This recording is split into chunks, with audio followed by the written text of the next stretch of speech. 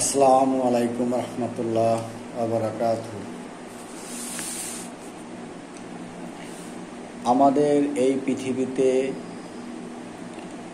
প্রথম যে মানুষ, আমাদের প্রথম নবী ও প্রথম মানব হজরত আদম আলাইহিস সালাম এর সাথে আল্লাহ তাআলা সর্বপ্রথম আসসালামু আলাইকুমের মাধ্যমে, সালামের মাধ্যমে কথা শুরু করে। অর্থাৎ আল্লাহ তাআলা আমাদের এই পৃথিবীর মানুষের সাথে সর্বপ্রথম সালাম দিয়ে শুরু করে। এই জন্য আমরা একে অপরের সাথে সবচেয়ে বেশি সালাম বিনিময় করবো ইনশাআল্লাহ। আসসালামু আলাইকুম রহমতুল্লাহ বারাকাতুহু। আমাদের কোরআন মাজিদের প্রথম হরফ এবং শেষ হরফ, অনেকের চিন্তা চেতনা যে প্রথম হরফ আলিফ, আলহামদুলিল্লাহ প্রথম আলিফ, কিন্তু আমাদের বুঝতে হবে যে আমাদের কোরআন মাজিদের প্রথমে লেখা হলো বিসমিল্লাহির রহমানির রহিম। অর্থাৎ সূরা ফাতিহার প্রথমে কি লেখা? বিসমিল্লাহির রহমানির রহিম। বিসমিল্লাহির রহমানির রহিমের প্রথম হরফটি হলো বা। তাহলে আমাদের কোরআন মাজিদের প্রথম হরফ শুরু হলো বা দিয়ে। যদি বলা হয় শেষের হরফ কোনটি, অর্থাৎ কোন হরফ দিয়ে আমাদের কোরআন মাজিদ শেষ করা হয়েছে, তাহলে অনেকেই উত্তর দেয় যে ইয়া। কিন্তু ইয়া হলো আরবি হরফ যে 29টি, এই আরবি হরফের শেষের হরফ হলো ইয়া। কিন্তু কুরআন মাজিদের শেষের হরফটি হলো সিন, নাস, নুন সিন জবর নাস, শেষের হরফটি হলো সিন। তাহলে কোরআন মাজিদের প্রথম হরফটি হলো বা, শেষের হরফটি হলো সিন। এখন আমাদের তাৎপর্যটা বুঝতে হবে, তাফসীরটি বুঝতে হবে, কেন আল্লাহ তাআলা কোরআন মাজিদের প্রথম হরফটি বা এবং শেষের হরফটি সিন দিয়ে শেষ করল।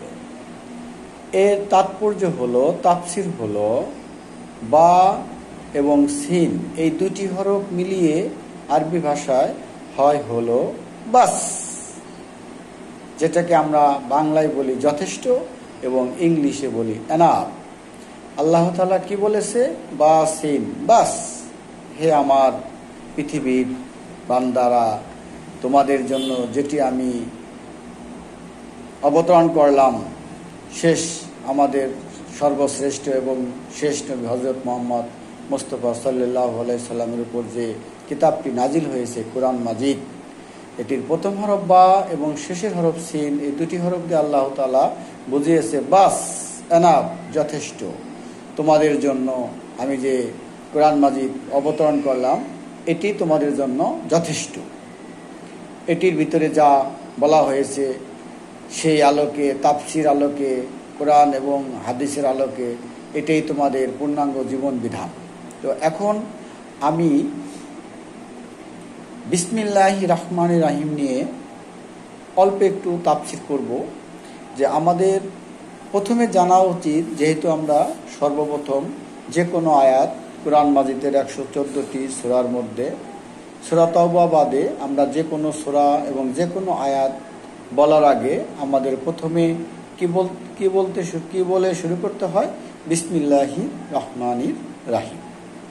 তো বিসমিল্লাহির রহমানির রহিমের যে ফজিলত, এই সম্পর্কে আমি এখন একটু ক্ষুদ্রভাবে আলোচনা করব। সেটি হলো, বিসমিল্লাহির রহমানির রহিম প্রথমে কয়টি হরফ দিয়ে আল্লাহ তাআলা তৈরি করছেন? বিসমিল্লাহির রহমানির রহিম সর্বমোট 19টি হরফ দিয়ে তৈরি করেছেন আমাদের আল্লাহ তাআলা।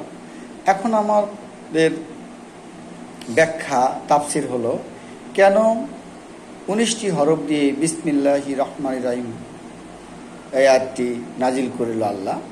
এর কারণ, এর ফজিলত, এর মুজিজা হলো, আমাদের শেষ নবী এবং সর্বশ্রেষ্ঠ নবী হযরত মুহাম্মদ মুস্তাফা সাল্লাল্লাহু আলাইহি সাল্লামের যারা উম্মত, এরা যারা জাহান্নামে যাবে, এদের মধ্যে যারা জাহান্নামে যাবে, তো জাহান্নামের সর্বমোট ফেরেশতা গার্ড দিবে মাত্র 19 জন।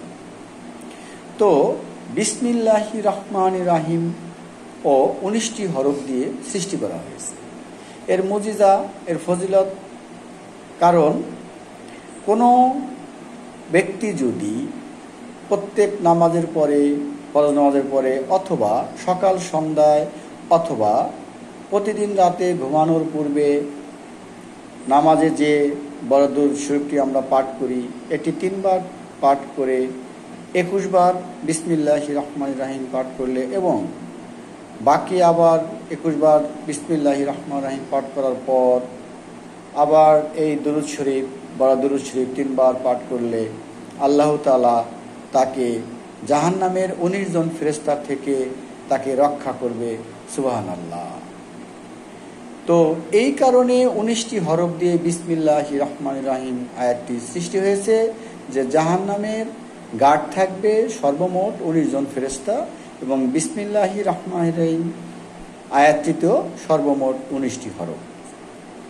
তো এখন আমরা আরেকটি তাফসীর করব, যে আমরা আমাদের ধারণা অনেকেরই যে আল্লাহ তাআলার নাম মাত্র 99টি, এটা অনেকেরই অজানা।